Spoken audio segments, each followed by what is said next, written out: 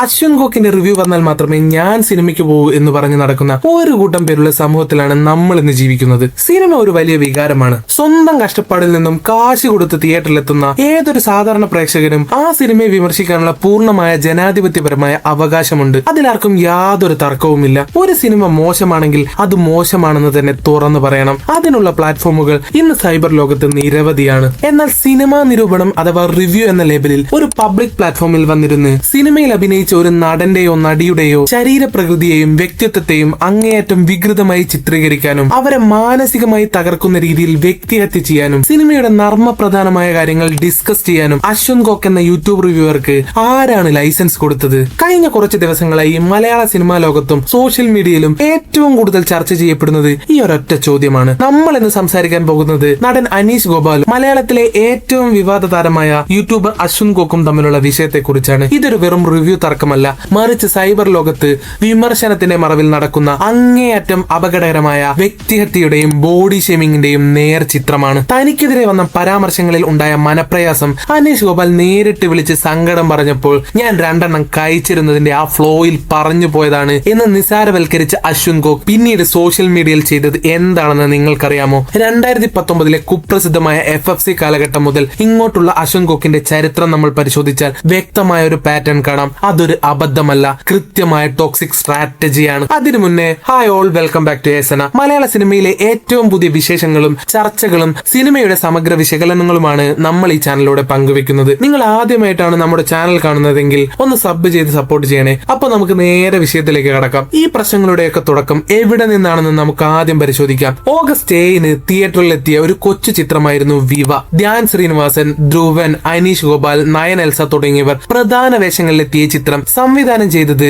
ബ്ലസൻ എൽസയായിരുന്നു. 4 വ്യത്യസ്ത ദമ്പതികളുടെ ദാമ്പത്യ പ്രശ്നങ്ങളും അറേഞ്ച്ഡ് മാരേജിന്റെ സമ്മർദ്ദങ്ങളും സ്ത്രീകളുടെ വൈകാരിക പോരാട്ടങ്ങളും ഒക്കെയായിരുന്നു സിനിമയുടെ പ്രധാന പ്രമേയം. വലിയ താരനിരയോ കോടികളുടെ ബഡ്ജറ്റോ ഇല്ലാതെ ഒരു കൂട്ടം സിനിമാ പ്രേമികളുടെ കഠിനാധ്വാനത്തിലാണ് ഈ ചിത്രം തിയേറ്ററുകളിലെത്തിയത്. നിർഭാഗ്യവശാൽ ബോക്സ് ഓഫീസിൽ കാര്യമായ ചലനം സൃഷ്ടിക്കാൻ ഈ ചിത്രത്തിന് കഴിഞ്ഞില്ല. കാര്യമായി ആരും ഈ ചിത്രത്തെ കുറിച്ച് ചർച്ച ചെയ്തു പോലുമില്ല. എന്നാൽ ശ്രദ്ധിക്കപ്പെടാതെ പോകുമായിരുന്ന ഈ ചിത്രം പിന്നീട് സോഷ്യൽ മീഡിയയിൽ വലിയ രീതിയിൽ വൈറലായത് മറ്റൊരു കാരണത്താലായിരുന്നു. അശ്വിൻ ഗോക്ക് നൽകിയ റിവ്യൂയിലൂടെ സാധാരണഗതിയിൽ ഒരു സിനിമ മോശമാണെങ്കിൽ അതിന്റെ തിരക്കഥയിലെ പാളിച്ചകൾ, സംവിധാനത്തിന്റെ പ്രശ്നങ്ങൾ അല്ലെങ്കിൽ അഭിനേതാക്കളുടെ പ്രകടനത്തിലെ പോരായ്മകൾ എന്നിവയാണ് ചൂണ്ടിക്കാണിക്കേണ്ടത്. എന്നാൽ ഇവിടെ സംഭവിച്ചത് മറ്റൊന്നായിരുന്നു. സിനിമയുടെ ക്രാഫ്റ്റിനെ വിമർശിക്കുന്നതിന് പകരം അതിൽ അഭിനയിച്ച അനീഷ് ഗോപാലിനെയും നടൻ ധ്രുവനെയും വ്യക്തിപരമായ ലക്ഷ്യമിട്ട് കടന്നാക്രമിക്കുകയാണ് കോക്ക് ചെയ്തത്. ചെറിയ ചെറിയ വേഷങ്ങളിലൂടെ മലയാള സിനിമയിൽ തന്റേതായ ഒരിടം കണ്ടെത്താൻ വർഷങ്ങളായി പോരാടുന്ന അനീഷ് ഗോപാലിനെ സംബന്ധിച്ച്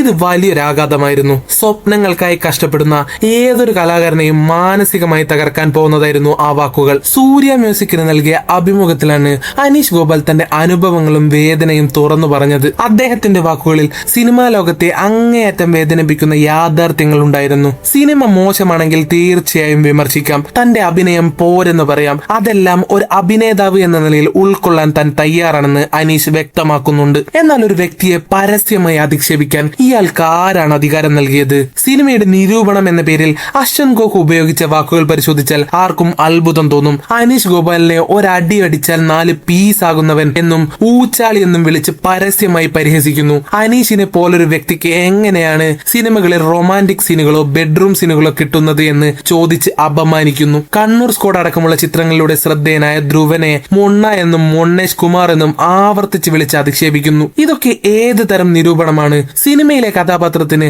ആ ശരീരപ്രകൃതി യോജിച്ചതാണോ അല്ലയോ എന്ന് വിലയിരുത്തുന്നതിന് പകരം ഒരു മനുഷ്യന്റെ ബാഹ്യരൂപത്തെ കളിയാക്കി അയാൾക്ക് ഇത്തരം വേഷങ്ങൾ ചെയ്യാൻ അർഹതയില്ലെന്ന് വിധി എഴുതാൻ ഈ റിവ്യൂവർക്ക് എന്ത് യോഗ്യതയാണുള്ളത്? ഏറ്റവും ഹൃദയഭേദകമായ കാര്യം അനീഷിന്റെ കുടുംബം നേരിട്ട മാനസികാഘാതമായിരുന്നു. അനീഷിന്റെ ഭാര്യയും കുടുംബങ്ങളും ഈ റിവ്യൂ ഒപ്പമിരുന്ന് കണ്ടപ്പോൾ വല്ലാതെ തകർന്നുപോയി. ലക്ഷക്കണക്കിന് ആളുകൾ കാണുന്ന ഒരു യൂട്യൂബ് ചാനലിൽ സ്വന്തം ഭർത്താവിനെയോ അച്ഛനെയോ ഇത്രയും തരം താഴ്ത്തി സംസാരിക്കുന്നത് കേൾക്കുമ്പോൾ ഏതൊരു കുടുംബത്തിനും ഉണ്ടാകുന്ന സ്വാഭാവികമായ മാനസിക ട്രോമയുണ്ട്. നാളെ സമൂഹത്തിലേക്ക് ഇറങ്ങി നടക്കുമ്പോൾ ആളുകൾ എങ്ങനെ നോക്കും എന്ന ഭയം. ഒരു ഗൃഹനാഥൻ എന്ന നിലയിൽ അനീഷ് അനുഭവിച്ച നിസ്സഹായത, ഇതാണ് സൈബർ ബുള്ളിങ്ങിന്റെ ഏറ്റവും ക്രൂരമായ മുഖം. ഇതൊരു ഒറ്റപ്പെട്ട സംഭവമാണെന്ന് ആർക്കെങ്കിലും തോന്നുന്നുണ്ടെങ്കിൽ അശ്വിൻ ഗോക്കിന്റെ പഴയ റിവ്യൂകൾ ഒന്ന് പരിശോധിച്ചാൽ മതിയാകും. സിനിമയെ മാറ്റി നിർത്തി അഭിനേതാക്കളെ ബോഡി ഷെയിം ചെയ്യുക എന്നത് അദ്ദേഹത്തിന്റെ ഒരു സ്ഥിരം ശൈലിയാണ്. മലയാളത്തിലെ പല മുതിർന്ന ക്യാരക്ടർ ആർട്ടിസ്റ്റുകൾ ആർട്ടിസ്റ്റുകളെയും അവരുടെ പ്രായത്തെയും രൂപത്തെയും വെച്ച് സ്ഥിരമായി കളിയാക്കാറുണ്ട് ഇയാൾ.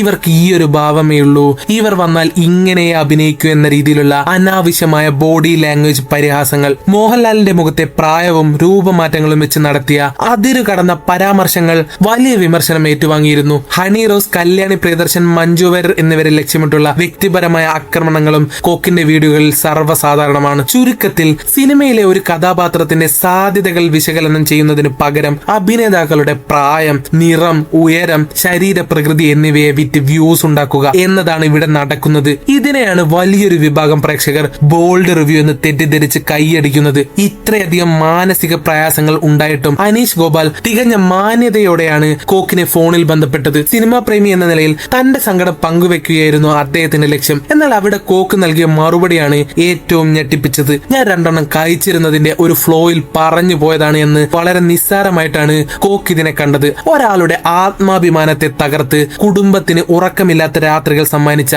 ഒരു തെറ്റിനാണ് ഈ അല്പത്തരത്തിന്റെ ന്യായീകരണം. ഇതിനുശേഷം കാര്യങ്ങൾ അവസാനിച്ചില്ല. പൊതുസമൂഹം ഈ അനീതിക്കെതിരെ സംസാരിച്ചു തുടങ്ങിയപ്പോൾ കോക്ക് മാപ്പ് പറയുമെന്നാണ് പലരും പ്രതീക്ഷിച്ചത്. എന്നാൽ സംഭവിച്ചത് നേരെ തിരിച്ചാണ്. അനീഷ് ഗോപാലിനെ നേരിട്ട് ടാഗ് ചെയ്തുകൊണ്ട് ഇനി എന്നോട് കളിക്കാൻ നിൽക്കരുത് നിറഞ്ഞ ഭീഷണി പോസ്റ്റാണ് കോക്ക് സോഷ്യൽ മീഡിയയിൽ ഇട്ടത്. ലക്ഷക്കണക്കിന് ഫോളോവേഴ്സ് ഉണ്ട് എന്ന അഹങ്കാരത്തിൽ ആരെയും എന്തും പറയാമെന്ന അശ്വിൻ കോക്കിന്റെ ടോക്സിക് സംസാരത്തിനെതിരെ സിനിമാ പ്രേമികൾക്കിടയിൽ തന്നെ കടുത്ത പ്രതിഷേധം ഉയരുകയാണ്. അശ്വിൻ കോക്ക് എന്ന വ്യക്തിയുടെ മുൻകാല ചരിത്രം പരിശോധിച്ചാൽ ഈ രീതിയുടെ വേരുകൾ എവിടെയാണെന്ന് വ്യക്തമാകും. ഡെക്കാൻ ക്രോണിക്കൽ പത്രം പെർവേർട്ട് കൾട്ട് എന്ന് വിശേഷിപ്പിച്ച FFC എന്ന കുപ്രസിദ്ധ ഫേസ്ബുക്ക് ഗ്രൂപ്പിലൂടെയാണ് കോക്കിന്റെ തുടക്കം. കടുത്ത സ്ത്രീ വിരുദ്ധതയും വ്യക്തിഹത്യയും തെറിവിളികളും വർണ്ണവെറിയും നിറഞ്ഞ ആ ഗ്രൂപ്പ് പിന്നീട് നിയമക്കുരുക്കുകളിൽ കുടുങ്ങി പൂട്ടേണ്ടി വന്നു. ഒരു അധ്യാപകനായിരുന്ന വ്യക്തിയിൽ നിന്നാണ് ഇത്തരം ടോക്സിക് ഓൺലൈൻ ഗ്രൂപ്പുകളുടെ പ്രവർത്തനം ഉണ്ടായത് എന്നത് അന്ന് സമൂഹത്തെ വല്ലാതെ ഞെട്ടിച്ചിരുന്നു. പിന്നീട് ആ ജോലി ഉപേക്ഷിച്ചാണ് കോക്ക് പൂർണ്ണസമയ സിനിമ റിവ്യൂവർ ആകുന്നത്. ആറാട്ട്, കാപ്പ തുടങ്ങിയ സിനിമകളുടെ സമയത്തും സമാനമായ അധിക്ഷേപങ്ങൾ തുടർന്നു. 2024 മാരിവില്ലൻ ഗോപുരങ്ങൾ എന്ന ചിത്രത്തിന്റെ റിവ്യൂവിൽ പ്രശസ്ത സംഗീത സംവിധായകൻ വിദ്യാസാഗറിനെ അധിക്ഷേപിച്ചതിന് നിർമ്മാതാവ് സിയാദ് കോക്കർ സിറ്റി പോലീസ് കമ്മീഷണർക്ക് നേരിട്ട് പരാതി നൽകി. കേസ് ശക്തമായപ്പോൾ പോലീസിന് ഭയന്ന് ആ വീഡിയോ കോക്കിന് ഡിലീറ്റ് ചെയ്യേണ്ടി വന്നു. സിനിമ റിലീസ് ചെയ്ത് ആദ്യ ദിവസങ്ങളിൽ റിവ്യൂ ബോംബിംഗ് തടയണമെന്ന് ഹൈക്കോടതിയിൽ അമിക്കസ് ക്യൂറി റിപ്പോർട്ട് സമർപ്പിക്കുന്നതിലേക്ക് കാര്യങ്ങൾ എത്തിച്ചതിൽ ഇത്തരം അൺഫിൽറ്റേർഡ് റിവ്യൂവർമാരുടെ പങ്ക് വളരെ വലുതാണ്. പ്രമുഖ തമിഴ് സംവിധായകൻ ലോകേഷ് കനകരാജ് കാട്ടാളൻ എന്ന ചിത്രത്തിൽ അതിഥി വേഷത്തിലെത്തിയപ്പോൾ അദ്ദേഹത്തിന്റെ ശരീരത്തെയും ലുക്കിനെയും പരിഹസിച്ച് കോക്ക് നടത്തിയ ബോഡി ഷേമിംഗ് സിനിമാ പ്രേമികൾക്കിടയിൽ വലിയ പ്രതിഷേധത്തിന് കാരണമായിരുന്നു. സിനിമയ്ക്ക് നെഗറ്റീവ് റിവ്യൂ പറയാതിരിക്കാൻ കോക്ക് പണം ആവശ്യപ്പെട്ടു എന്ന് അണിയറ പ്രവർത്തകർ ഉന്നയിച്ച ഗുരുതരമായ ആരോപണം കേരള ഫിലിം ചേംബറിന്റെ മുന്നിലെത്തി. മുഖ്യമന്ത്രി ഉൾപ്പെടെയുള്ളവർക്ക് പരാതി നൽകുമെന്ന് ഫിലിം ചേംബർ പരസ്യമായി പ്രഖ്യാപിച്ച സാഹചര്യം വരെ ഉണ്ടായി. എന്നാൽ അതിന് റിപ്ലൈ ആയി വെള്ളം അടിച്ചൊരു തെറി വീഡിയോ റെക്കോർഡ് ചെയ്ത് യൂട്യൂബിൽ കോക്ക് അപ്ലോഡ് ചെയ്തു. ഈ സംഭവങ്ങളെല്ലാം വ്യക്തമാക്കുന്നത്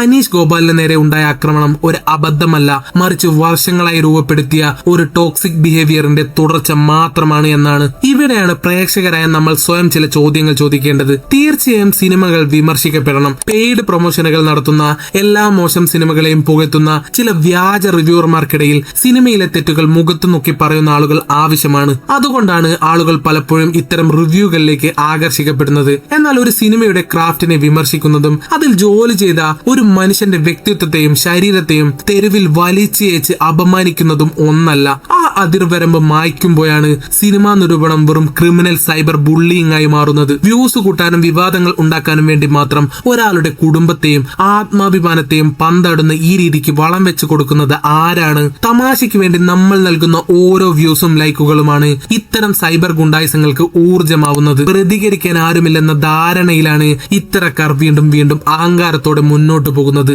സിനിമാ നിരൂപണം എന്നത് കലയെ സ്നേഹിക്കുന്നവർ ചെയ്യുന്ന ഉത്തരവാദിത്തമുള്ള ഒരു പ്രക്രിയയാണ്. അത് വ്യക്തിഹത്യയായി തരം താഴാൻ പാടില്ല. അനീഷ് ഗോപാലിന്റെ കുടുംബം അനുഭവിച്ച വേദന ഇനി മറ്റൊരു സാധാരണ കലാകാരന്റെ കുടുംബത്തിനും ഉണ്ടാവരുത്. അശ്വിൻ കോക്ക് ഇനിയെങ്കിലും തന്റെ ശൈലി മാറ്റുമോ? തെറ്റുകൾ തിരിച്ചറിഞ്ഞ് മാപ്പ് പറയാൻ തയ്യാറാകുമോ? അതോ അടുത്ത സിനിമ വരുമ്പോഴും 2 എണ്ണം അടിച്ചതിന്റെ ഫ്ലോയിൽ എന്ന് പറഞ്ഞ് പുതിയൊരു ഇരയെ കണ്ടെത്തുമോ? കഴിഞ്ഞ 7 വർഷത്തെ ചരിത്രം നോക്കിയാൽ ഇതിന്റെ ഉത്തരം നമുക്ക് വ്യക്തമാണ്. ഇതിനൊരു മാറ്റം വരണമെങ്കിൽ നമ്മൾ ഓരോരുത്തരും വിചാരിക്കണം, ഇത്തരം ടോക്സിക് റിവ്യൂകൾ നമ്മൾ ബോയ്ക്കോട്ട് ചെയ്തേ മതിയാവൂ. നിങ്ങൾ തന്നെ ഒന്ന് ആലോചിച്ചു നോക്കൂ, ഈ ടോക്സിസിറ്റി നമ്മൾക്ക് വേണോ? ചിന്തിക്കൂ, മാറ്റം കൊണ്ടുവരൂ. ഈ വിഷയത്തിൽ നിങ്ങളുടെ കൃത്യമായ അഭിപ്രായം എന്താണ്? ഒരു സിനിമയെ വിമർശിക്കുന്നതിനും വ്യക്തിഹത്യ നടത്തുന്നതിനുമിടയിൽ ഒരു റിവ്യൂവർ പാലിക്കേണ്ട അതിരുകൾ എന്തൊക്കെയാണ്? നിങ്ങളുടെ ചിന്തകൾ തീർച്ചയായും താഴെ കമന്റ് ബോക്സിൽ ബോക്സിൽ രേഖപ്പെടുത്തൂ. വീഡിയോ ഇഷ്ടപ്പെട്ട ലൈക്ക് ചെയ്യൂ, സുഹൃത്തുക്കളിലേക്ക് ഷെയർ ചെയ്യൂ. നമുക്ക് ഈ വിഷയം കൂടുതൽ ആൾക്കാരിലേക്ക് എത്തിക്കാം. Like, hype, share, support. മറ്റൊരു വീഡിയോയുമായി കാണുന്നത് വരെ സൈനിങ് ഓഫ്.